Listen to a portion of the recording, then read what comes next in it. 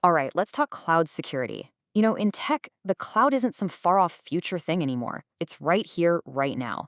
The real challenge? Keeping it all secure. That's where something like the Certified Cloud Security Professional, or CCSP, comes in.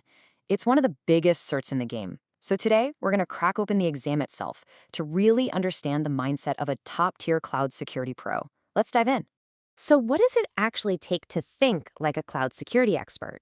Well, instead of just giving you a long list of facts, we're going to do something different.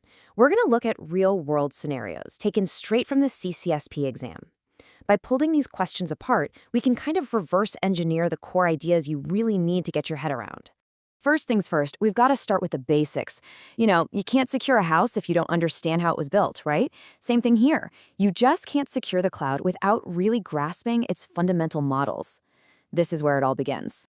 The cloud basically comes in three main flavors. You've got infrastructure as a service, that's IaaS, platform as a service, or PaaS, and software as a service, SaaS. The best way to think about them is as different levels of service. And knowing the difference is absolutely crucial because it decides who's responsible for what when it comes to security. Okay, let's make this real. Picture this. A developer has a brand new app. They need to test it, and they need to test it fast across a bunch of different cloud providers. So, what's the move? Should they go for IaaS, which gives them the raw computing power, or PaaS, which is more of a ready-made environment? What do you think? And the winner is PaaS. Here's why that matters so much. With IaaS, that developer would be starting from total scratch, installing the operating system, the web server, all the libraries. Yeah, you get maximum control, but it's slow. PaaS, on the other hand, gives them a framework that's ready to go, so they can just focus on their code. It's all about that trade-off between control and convenience, and in this scenario, speed wins. Now, beyond just the service models, we have deployment models. You probably know the public cloud. You use it every day with things like Dropbox or iCloud. But have you ever heard of a community cloud? It's this really cool idea where organizations with something in common, say a group of universities or maybe hospitals, they all pool their resources together to create this shared custom cloud that meets all their specific needs. Okay, so we've covered the technical groundwork. Let's switch gears and talk about the human side of things. Because honestly, having the perfect tech setup means absolutely nothing if you don't have the right people and the right rules in place. Cloud security isn't just about servers and code. It's about people and policies. So who does what, and what are the rules of the road? As you can see, cloud security is a total team sport. It really does take a village. You've got developers who build, administrators who secure, business managers handling the contracts and the money, brokers who sell it, and integrators connecting all the old stuff to the new stuff. And this is so important because if there's a breakdown in just one of these roles, you could have a massive security hole. Seriously, one bad contract or one insecure connection, and the whole thing could be at risk. So the team is in place. Now we need to talk rules. And once you go global, things get complicated. Just imagine your company has customers all over the world: Europe, Asia, North America. What do you think is the single biggest illegal nightmare you're going to face? The answer is multiple jurisdictions. And here's the crazy part. Let's say your data is sitting on a server in Ireland, but your customer is in Germany, and your company headquarters is in the United States. Whose privacy laws do you have to follow?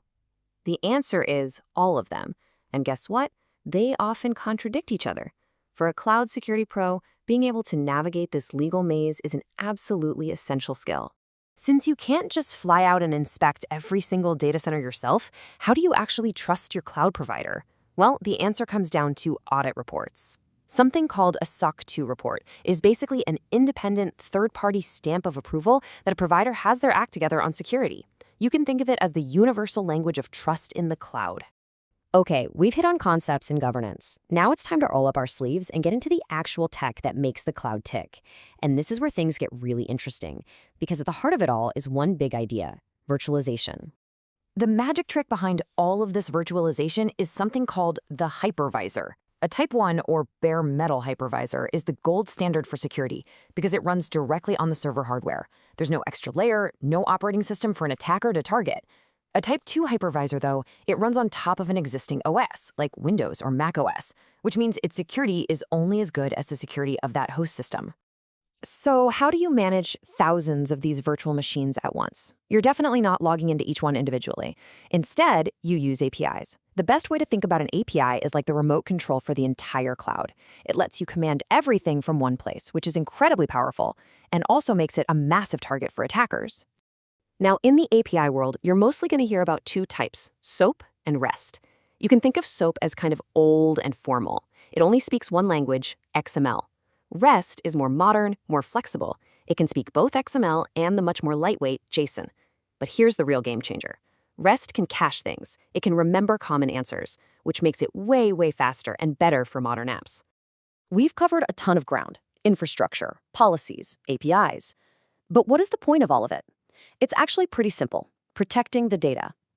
Data is the lifeblood of any company. It's the crown jewels. And keeping it safe through its entire life is the ultimate goal of everything we've talked about. To really protect data well, you have to think about its entire journey, from the second it's created to when it's stored, then used, shared, archived, and finally, when it's supposed to be destroyed for good. You need security at every single one of those steps. This brings us to a really important question about being proactive. At what point in this whole life cycle should you decide how sensitive a piece of data is? When do you label it public or confidential or maybe even top secret? The answer is simple. It's non-negotiable, really. It has to happen at the very beginning, in the create phase. When you classify data the moment it's born, you make sure the right security controls follow it for its entire life. Security can never be an afterthought. All right, let's jump to the end of the line, getting rid of data. We've got 4 methods here, but one of them gives you a really dangerous false sense of security. Can you spot the odd one out? If you picked deletion, you are spot on. And this is a hugely important point that a lot of people get wrong. When you hit delete on a file, it doesn't actually erase anything. It just removes the signpost that points to the data. The data itself is still sitting there on the drive, often super easy to recover, until something new is written over it.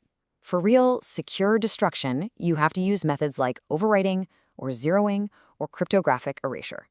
So let's quickly recap what we've unpacked here. First, all of cloud security is built on that foundation of IaaS, PaaS, and SaaS. Second, the people and the rules are just as vital as the technology. Third, the technical backbone really comes down to virtualization and APIs. And finally, the #1 goal of all this is to protect the data, all the way from creation to destruction. And all of that brings us to our final question. The cloud is always changing, and right now, the huge shift is AI. As artificial intelligence starts to automate everything from how we build things to how we defend them, what new challenges, what new frontiers are going to open up for security professionals? Now that's a question for all of us to think about. Thanks for tuning in.